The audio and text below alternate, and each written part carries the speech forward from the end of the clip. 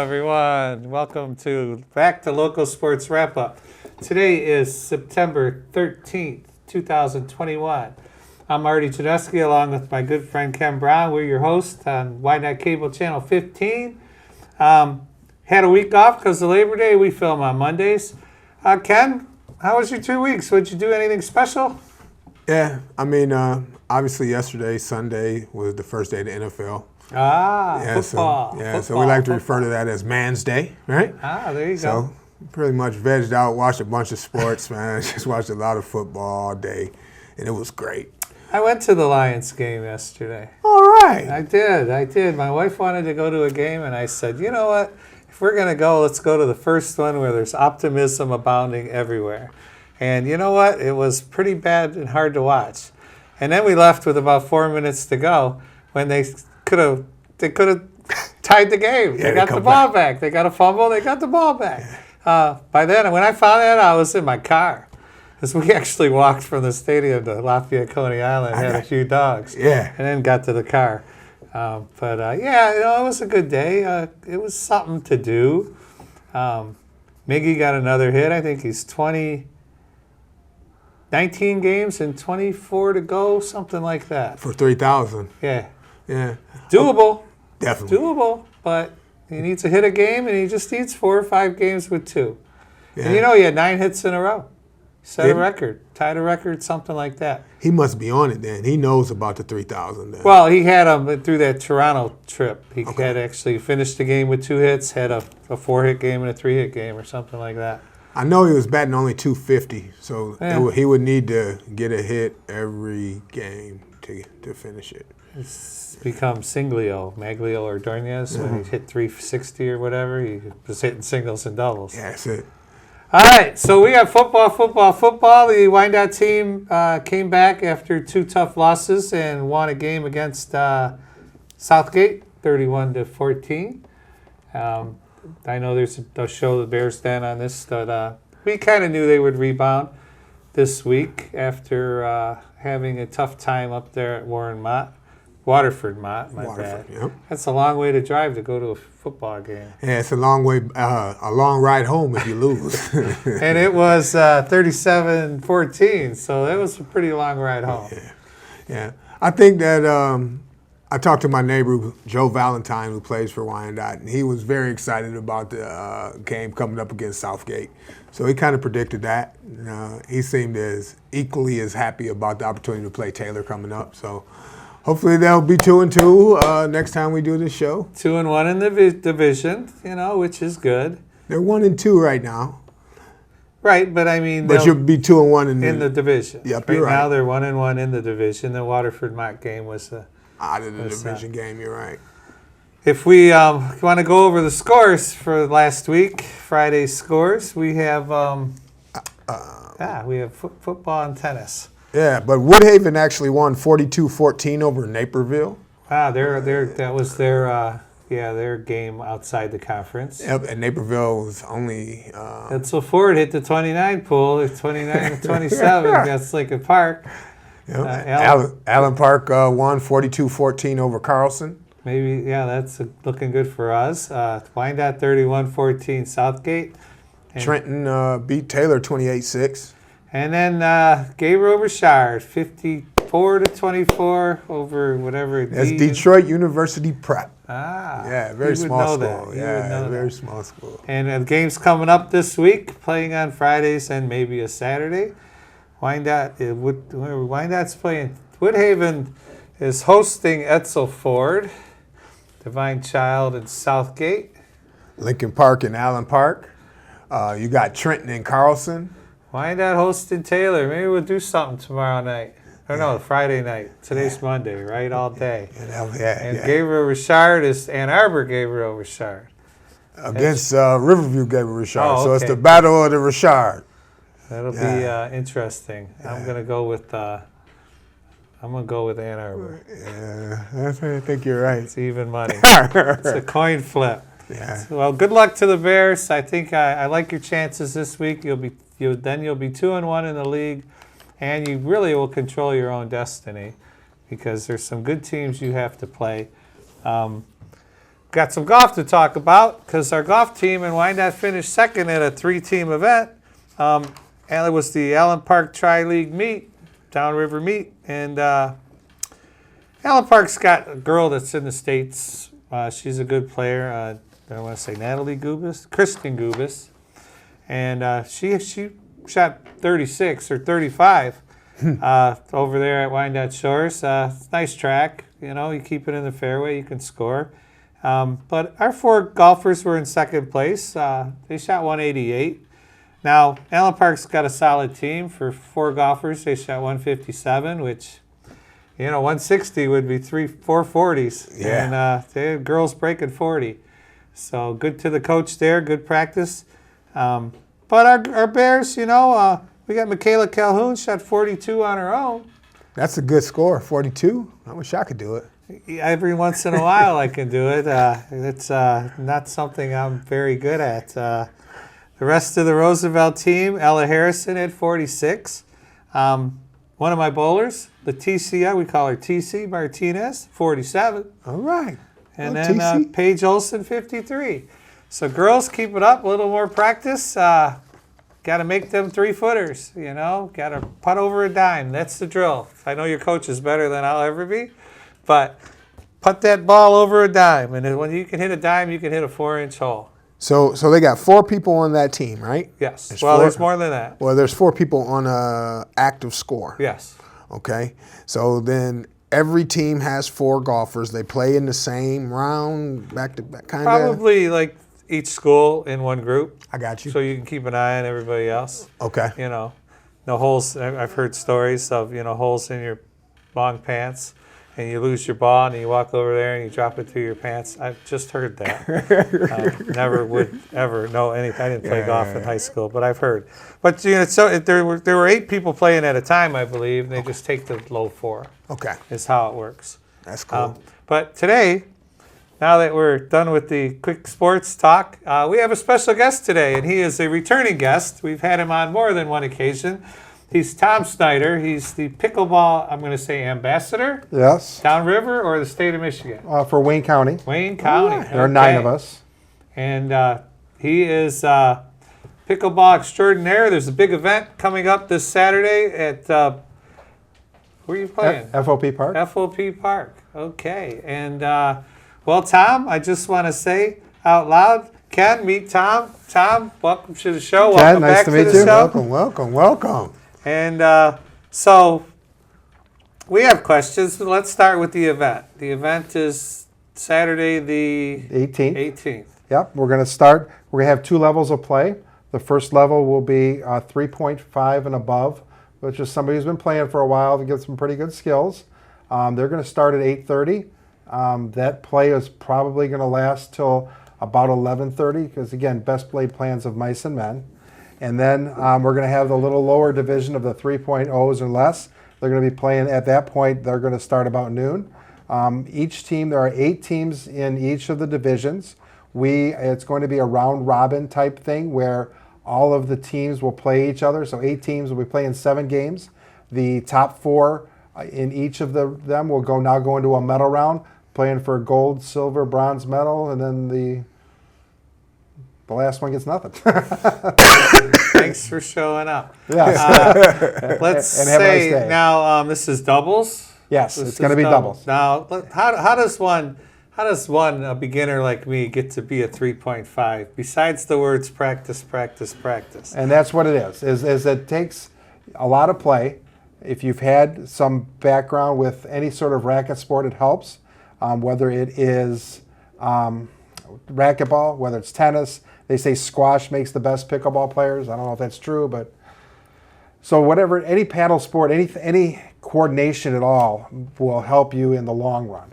And again, keep playing, keep practicing. One of the things when you play against different people, you have to hone your skills with regards to that person. Everybody plays a little bit different. There's strategy involved. Some folks have different strengths and weaknesses. And when you get into a tournament play, you would take your strength against somebody's weakness, and that's just how it goes. I got a question. Yeah. The 3.5, is it age categories as well? Or can In a larger tournament, it is. So if you go to, say, the Royal Oak Tournament, which is the largest tournament in the state of Michigan, there were over 400 entries in that tournament for that 3-day event. Here, we just wanted to be able to have something going, because what pickleball does is we give back to the communities, because we're kind of late to the party when it comes to a lot of sports. You know, baseball's been around forever, football, basketball, all that stuff, right? So Wyandotte has been great with regards to having 4 quality courts now. We also want to be able to have something to take care of those courts. So the money for this tournament is going for one of those work boxes that you see at the baseball fields here. So it's going to be chained up to the fence. Inside that fence, there's going to be a broom. There's going to be a rolling squeegee to get some of the water off. We're going to have some balls there for everybody. And those who donate or those who have taken their money to play in the tournament are going to have a key, and they have access to all of that stuff that's inside that box. All right, so refresh our memory. It's been a while since I've banged the pickleball paddle around. In fact, never. That's a while. Scoring is up to what per game? So the tournament is going to be up to 11. We're only going to have to win by 1, and the reason is we have to worry about tiebreakers when it comes to folks in a tournament. So normally when you play recreational, it's up to 11, win by 2, but we have to worry about tiebreakers. So our first place, we're looking at wins and losses. After that, if there are 2 teams that tie, it's going to be head-to-head. And if there are more than 2 teams that tie, it's going to be the total amount of points scored. And then if that's a tie, it's going to be the point differential, points for versus point against. And if that's a tie, it's a coin flip. Right. It's no different than a softball tournament or anything we're familiar with. If the first tiebreaker doesn't work, they've got some other stuff. And it happens. And so the scoring, though, like you're just playing, like me and Ken are playing, you and your partner, 1 game. That's it. And we move on. Yep. And then it's going to be round robin, so it might be 5 teams in our division. There'll be 8 teams in the division. So each team is going to play at least 7 games, but the top 4 are going to play 9 games. Gotcha. And so 7 games, and then if we're like 5 and 3, we got an outside chance. You do have an outside 5 chance. And 2. 5 and 2. 5 Math. and 2. It's all right. It's all right. Don't worry about that. So 5 and 2 will get you in. 6 and 1 will get you in. Obviously 7-0 will get you in. Obviously. But 4 and 3, that's going to go down to tiebreakers, I'm sure. Gotcha. And it'll be like an East and a West of 8 teams each? Or? So the first part, the 3.5s are going to start at 8:30. We're going to make sure it gets organized, we get that thing moving, and we want to make sure we have that all done, so allowing the next group to have time to warm up and have them ready to play as well. So we've got about 3.5 hours between the 2 groups. And there's 4 courts over there. Correct, so there are 8 teams. How often, I notice when I go there, that they're set up, it looks really wide apart, like they're set up. But do you ever have to run that far and get involved in the other court? Sometimes. But rarely. I mean, Yeah, there's quite an angle that you would really have to hit it to get it to land in, and still be high enough to where you would run 8 feet outside the court to hit it. There's a shot in pickleball called an around the post. It's the same as tennis. You can actually hit a ball around the post. You don't have to go over the net. A lot of times, it's not the speed that goes, it's the brakes. So you need a little extra time to stop. And so sometimes the ball's not over there. You're just trying to stop before you get over to that court. Gotcha. Yeah, you're rolling ankles going. Yeah. How big, what's the dimensions of the court? So a court is 44 feet long and it's 20 feet wide. Okay. Seems big. Yeah, but it's big. It's about a 28% of a tennis court size. And I've stood on that one over there at FOP, and I've said, well, I could reach this far over here, and I could reach this far over here. Yeah. But with 2 guys there, the communication has got to be... It's key. Because we're going to both go after the same... You're left-handed, I'm right-handed, dude. We're hitting each other. Exactly. But is it staggered like in tennis? Where Sometimes. Okay. So when you start off and you're serving to the opposite side, you always have one person up, one person back, and the reason is in pickleball, in general, the team that wins the net game usually wins the game. So the one person who's not going to be hit to it first is always at the net. And then the idea is that person who's receiving that serve is going to hit a ball well enough to give them a chance to get up to the net. And the idea is how do you get them either off the net or how do you get up there to start the dinking game, which is the slower game, or do you get a lob to move them back? Okay. So there's a strategy involved. Communication with your partner is the key. Ideally, your talent will move people around. I refer to it as make a hole, find a hole. If you can move somebody out of position and then they make a return to you, you find out where their position was, and that's where you hit it. Right. Yeah, that would make sense. Well, 4-person racquetball was always hard, but 2-person Yes. racquetball was a lot easier. I've played Yes. a lot of that. Younger Marty played a lot of that. But you're also, I saw the ball, looks like a wiffle ball Yes. of some type, right? Yes. So you're hitting it in the air. You don't want it to bounce. If it's bounce, it's in. So and the game done. is this: is that when you serve, it has to land on the ground on one side. When they return the ball, it has to land on the ground on the other side. And then after that, it's either in the air or on one bounce. Okay. As your talent gets better, you hit what they call a drop shot. So you're learning to hit the ball in front of that other team. There's a 7-foot no volley zone line there. So you cannot go all the way to the net and hit a ball in the air. So the idea is to learn to get a touch, getting it just over the net, have it bounce, which allows you enough time to get to the net, and that's when the fun begins. I got you. Now, again, we've had these questions. I kill brain cells every now and then. Cross-court serving to a box like tennis? Correct. Okay. Correct, So but there's the a line in the center of the court. So the difference is, though, with that cross-court serve, tennis, you have to serve in the front part of that. In pickleball, you're serving in the back part. Because the front's just at the 7-foot line. Correct. So it's going And to be the then it's last split 15. past that. Correct. Gotcha. Yeah, that's what I picture in my head. Yeah, that's what I picture in my head. It goes, the net's here, and then the 7-foot line, and then it's split like that. Right. Yep. And the 7-foot line is a no volley zone. Right. So a volley is when hitting a Unless ball the in the ball air. goes in there. Now, a volley is when a ball is hit in the air. So you can go in there to hit a ball that's bounced. Matter of fact, you can stay in there all you want as long as you hit the ball in the air. So a lot of times if somebody hits a lob, it's short, you can go in the kitchen or in the no volley zone, wait for the ball. As soon as it gets at its apex, then you whack the snot out of it. You don't have to let it hit the ground? You have to let it hit the ground. Right. Yeah. So then it comes back But- up and you Yeah, so at that apex of that bounce, that's when you whack it. gotcha. All right, that's now the entry fee for your event. I know it's sold out in an hour. Yeah, it's only not quite an hour, but it's a couple days. It's like a rock show. Yeah. You know? So I think that everybody paid for $25 for each of the participants. So there's 16 in the one, 6 in the other. So that 32 people paying 25 a piece or so. Again, with some extra fees with cards, that kind of stuff. It's all going for a box that it's similar to the boxes over at the baseball fields. Right. And with the idea, pickleball, like I said, takes care of itself. We get all the water off the courts, we sweep the courts, we make sure they're all ready to go. And one of the nice things that we've done, or that we've established downriver at least, is to make sure that we're part of a community. Because, again, we're a little late to the party, but we need to make sure that if we don't take care of it, nobody else will. I do a little reading about pickleball, and I do a little reading about a lot of different things. That being said, people in Florida, where it has taken off, because it's something seniors can do. Okay. It's something an old guy like me could do, an old ball player, an old, noise factor. You're an ambassador. People call and you say, "Oh, we're getting noise complaints at FOP from the people that moved.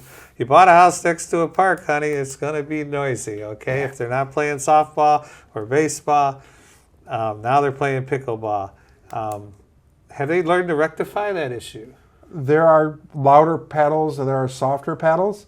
Mine isn't as loud as some. There are some people that do have louder paddles. The question then becomes, is it an hour thing? Like, the wind-up parks open really early.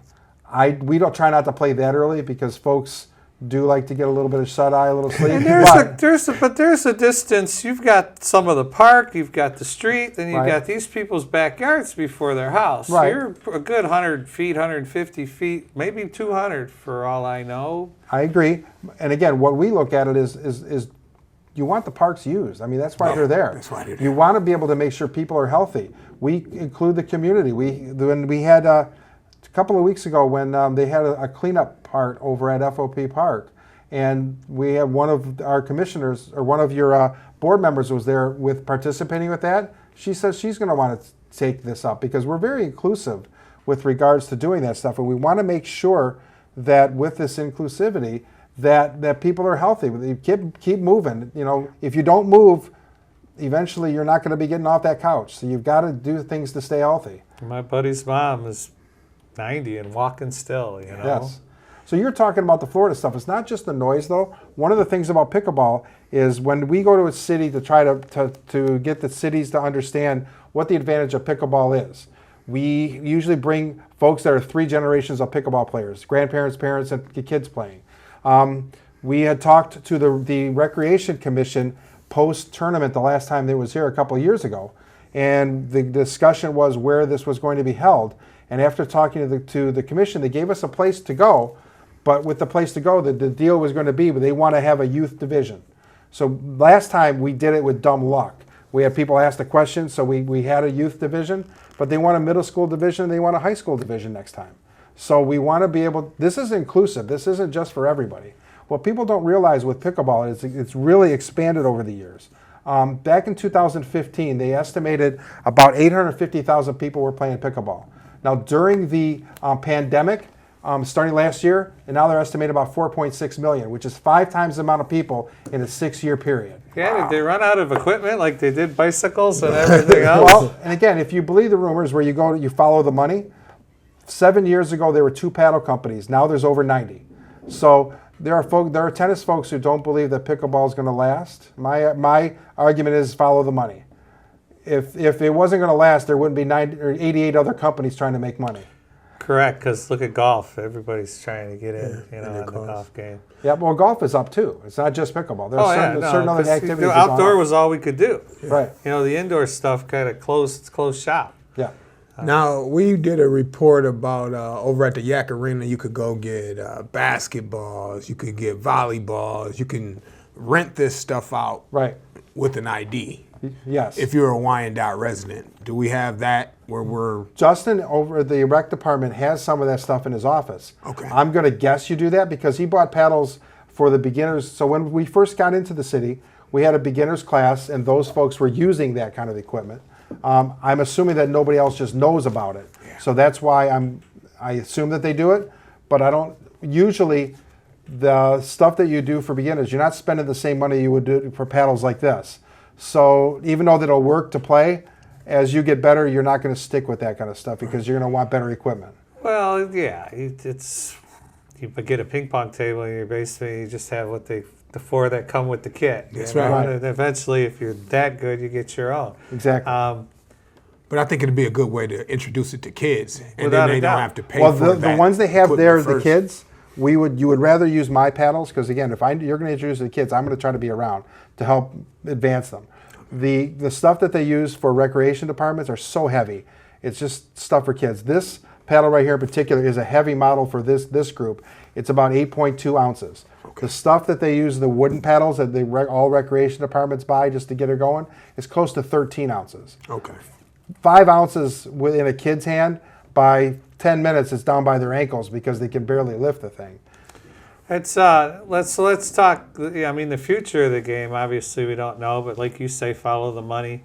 Can you see like high schools have tennis teams? You see them having pickleball teams? They're having club teams right now on the west side of the state.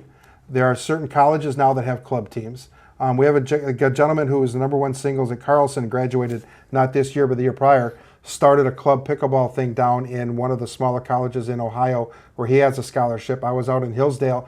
Hillsdale has it. There's different clubs in high schools. The prediction is this will be a high school sport.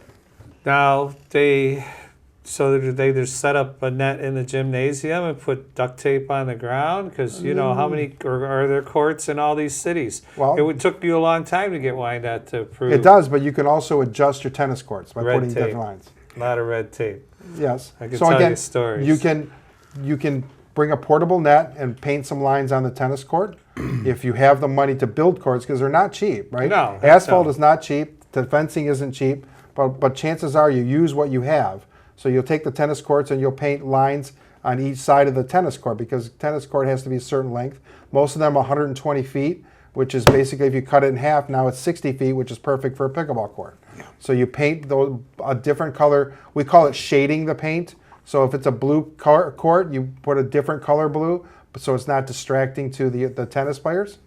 But it's something that goes. And as far as like everything else now, you indoor play, outdoor play, you can play in a gymnasium. Last year there was a lot of play over at Island Athletics, which is the old Grosse-Ile Tennis Center. It's being leased from the township by 2 families. One of them a Wyandotte family. The Parsons family, I don't want to mention where they live, but they live in Wyandotte, is one of the people there. The other one is a family from Woodhaven. They leased that out. A lot of pickleball play has gone there. We're going to probably hold larger tournaments over there to make sure that we grow this sport. I still say 5 points and you'll go down. I just need 5 points. And like I told you last time, I was wondering if you hurt when you bumped your head. Yeah. I think and I've never played in my life. I said, but I'll take 5 against a 3.5 guy. Yeah. And I'll take my chances. But no wagering in this game. No, I think it sounds exciting. I'm glad that you guys brought it to Wyandotte, and we look forward to it getting across downriver and across the state, or through Wayne County for sure. Yeah, so right now, being an ambassador, my job is to promote pickleball as much as possible. So we got courts built in Riverview. I just had some conversation today. Where did they put those? It's Vreeland Park. It's basically off of Quarry Road, just south of Pennsylvania. Right. It was a sunken park in there. Yep. They've got there. Woodhaven has 2. They're hoping to build court 3, court 4 next year. Southgate had a 5-year millage. That the 5th year is coming up. They had 4 courts getting ready to go. So we have lots of stuff going on. Get a hold of us at Local Sports Wrap Up. Send Tom an email. There's a couple of tennis courts over there at Wilson Middle School that don't get a whole lot of play. Well, that's funny you should mention that because there's discussion about there's actually 8 courts painted on there for pickleball. So the gym class actually uses it. Great. And I think they were out this morning playing flag football. And they had another one out there playing soccer too in a different gym class. But right now there are future plans in order to do it because there's some sort of TIFA funds that they're going to be eligible for, and I think that they're looking to possibly get into that. But that's politics that I can't do. I need to get them a bowling alley because I need middle school kids to play the bowling game.